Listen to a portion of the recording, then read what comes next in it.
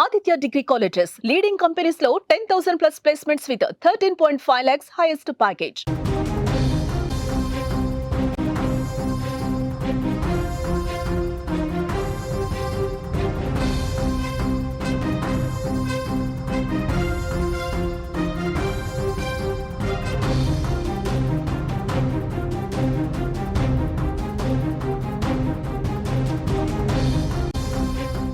మరో breaking news చూస్తున్నాం. వైష్ణవిని ఎక్కడ హత్య చేశారు?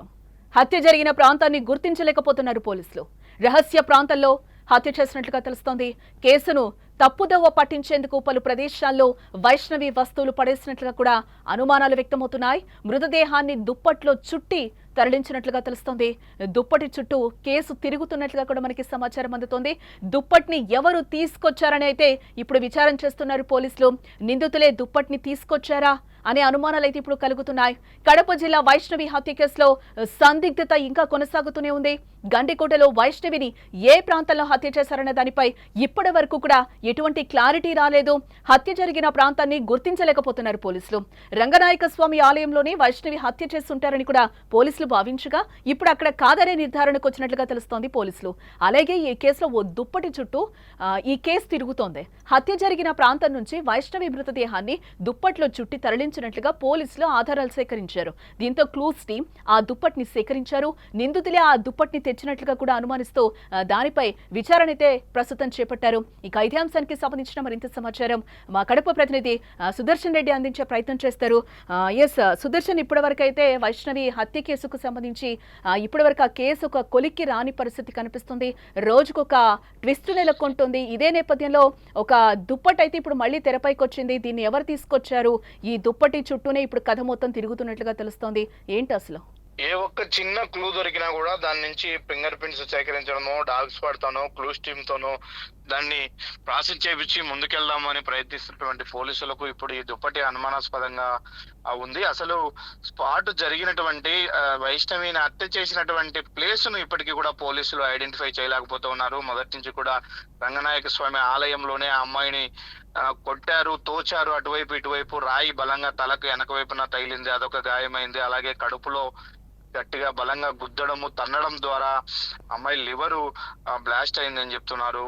అందువల్లే వైష్ణవి మృతి చెందింది. ఆ సంఘటన అంతా కూడా, ఆ గొడవ, ఆ దాడి అంతా కూడా రంగనాయక స్వామి ఆలయం లోపలే జరిగింది అని పోలీసులు అనుమానిస్తూ వచ్చారు. అక్కడ చేసిన తర్వాత అక్కడి నుంచి తీసుకెళ్లి వెనక వైపున మృతదేహాన్ని ఒక ముళ్ళ పొదల్లో దాచిపెట్టారు అని భావించారు. కాకపోతే ఇప్పుడు అక్కడ ఒక్క క్లూ కూడా ఇన్ని రోజులుగా దొరకకపోవడంతో అసలు ఇక్కడ క్రైమ్ జరిగి ఉండకపోవచ్చు. అమ్మాయి మీద దాడి అంటే హత్య చేసింది ఈ ప్లేస్ కాదు అనే ఒక నిర్ధారణకు అయితే పోలీసులు వస్తున్నారు. మరి ఎక్కడ చేశారు అంటే చుట్టుపక్కల కూడా టెంపుల్ తో పాటు చుట్టుపక్కల అన్నిట్లో కూడా వారం నుంచి జల్లెడ పడుతూ ఉన్నారు. ఎక్కడ ఎలాంటి క్లూ దొరకట్లేదు.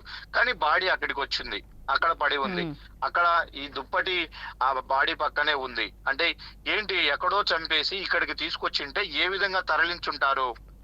నిజానికి ఎక్కడైతే అక్కడే చంపేసి వెళ్తే చంపిన ప్లేస్ లోనే ఒకటో రెండో క్లూస్ దొరుకుతాయి. కానీ ఒక చోట చంపి ఇంకొక చోట పడేస్తే తరలించే ప్రయత్నంలో అయినా మరికొన్ని క్లూస్ గానీ మరికొన్ని ఏమైనా థింగ్స్ గానీ దొరకాల్సి ఉంటది పోలీసులకు.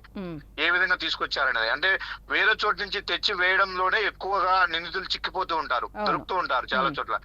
అలాగే ఇప్పుడు అక్కడికి బాడీని తీసుకొచ్చి పడేశారు అంటే ఎక్కడ ఈ అమ్మాయి పైన దాడి చేసి ఎక్కడ చంపేసి ఉంటారు, ఎక్కడి నుంచి తీసుకొచ్చారు? అయితే తీసుకొచ్చే ప్రయత్నంలో ఆ అమ్మాయిని డైరెక్ట్ ముట్టుకుంటే వాళ్ళ ఫింగర్ ప్రింట్స్ అమ్మాయి డెడ్ బాడీ మీద పడ్డం కానీ ఇవన్నీ జరుగుతాయన్న కోణంలోనే ఒక దుప్పట్లో బాడీని చుట్టుకొని వచ్చి అక్కడ పడేశారు, అక్కడ పెట్టారు అని పోలీసులు అనుమానిస్తూ ఉన్నారు. ఇప్పుడు ఆ దుప్పటి ఎక్కడి నుంచి వచ్చింది, ఏంది, నిందితులే తెచ్చి అక్కడి నుంచి పడేశారా, లేకపోతే ఆ అమ్మాయికి అంటే ఒంటి పైన బట్టలు లేవు కాబట్టి పొద్దున్నే పొద్దుటూరు ఎస్ఐ తో పాటు కొండయ్యతో పాటు ఎస్ఐ టీము సెర్చ్ చేస్తున్న ప్రయత్నంలో కొండయ్య బాడీని చూపించే ప్రయత్నంలో అమ్మాయి వివస్థగా ఉండడంతో వెంటనే ఒక దుప్పటి పక్కనే ఉన్నటువంటి గ్రామస్తుల నుంచి ఇప్పించుకొని కప్పారు అని మరో వర్షన్ వినిపిస్తుంది. కాకపోతే ఏం జరిగిందనే విషయం పోలీసులు నిర్ధారించట్లేదు. ఇప్పుడు అదే దుప్పట్లో చుట్టుకొని పోస్ట్ మార్టం ఆసుపత్రికి కూడా ఆ బాడీని తీసుకెళ్ళినటువంటి పరిస్థితి.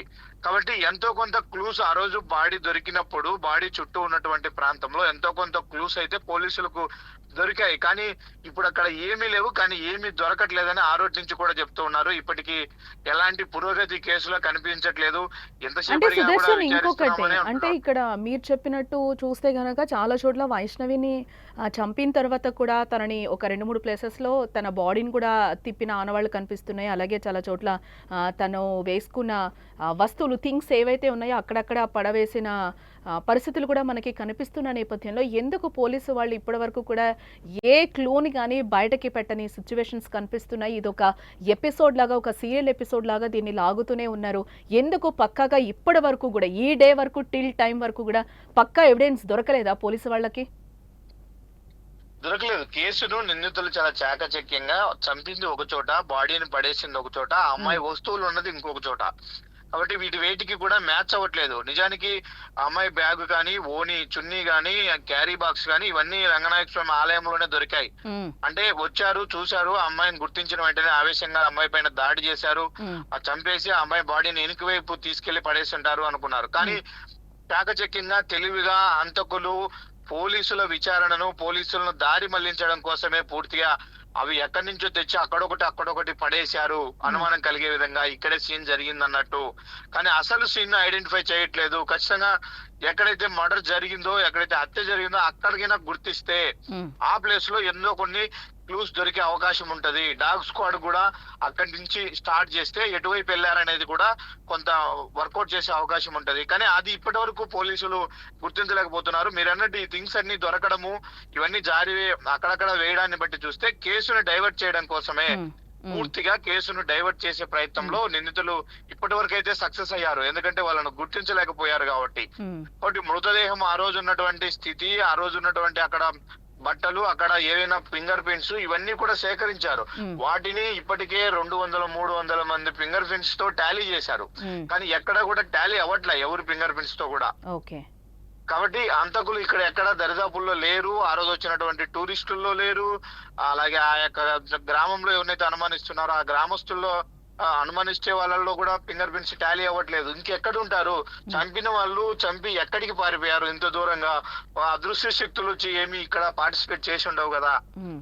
అంటే సుదర్శన్ ఇంకొక పాయింట్ అంటే రంగనాయక స్వామి ఆలయం వద్ద వైష్ణవి హత్య జరగలేదు అని ఈ రోజు పోలీసులు ఒక నిర్ధారణకు వచ్చారా? అంటే చాలా థింగ్స్ కూడా ఒక్క చోట దొరకలేదు, చాలా ప్లేసెస్ లో వైష్ణవి థింగ్స్ అన్ని దొరికిన నేపథ్యంలో మరి పోలీసులు ఒక నిర్ధారణకు వచ్చారా ఏంటి?